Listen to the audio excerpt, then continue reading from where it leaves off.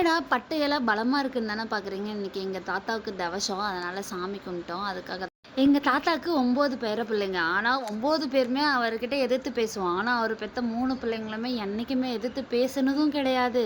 அவரு சொன்னா சரிப்பா, சரிப்பான்னு தான் சொல்லுவாங்க. எங்க பாட்டி இறந்து ரொம்ப வருஷம் ஆயிடுச்சு. எங்க பாட்டி தவசத்துக்கு எங்க தாத்தா எல்லாரும் ஒண்ணா சாமி கும்பிடணும்னு நெனைப்பாரு. இவரு தவசத்துக்கு எப்படி எல்லாரும் ஒண்ணா இல்லாம இருக்கும்போது அவருக்கு எனக்கு ஓவரா சண்டை வரும். என் கூட பேசாதன்னு பேசாமலாம் நெறைய நாள் இருந்திருக்கேன். பட் வீட்டுக்கு போனா தாத்தா இல்லையே, அந்த இடத்துல தாத்தா தானே உட்காந்துருப்பாங்கன்னு பார்க்க தேட தோணுது. கூடயே சின்ன பிள்ளை மாரி விளையாடுவாரு.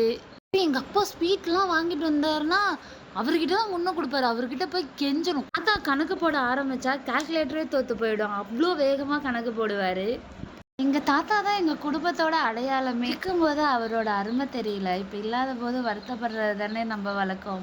முன்னாடிலாம் எங்க கூடயே இருந்து எங்கள பாத்துக்குவாரு. இப்ப சாமியா இருந்து காப்பாத்துறாருன்னு மனச தேத்திக்கிட்டு, இருந்தாலும் ஓரமா வருத்தம் இருக்க தானே செய்யும். வி மிஸ் யூ தாத்தா.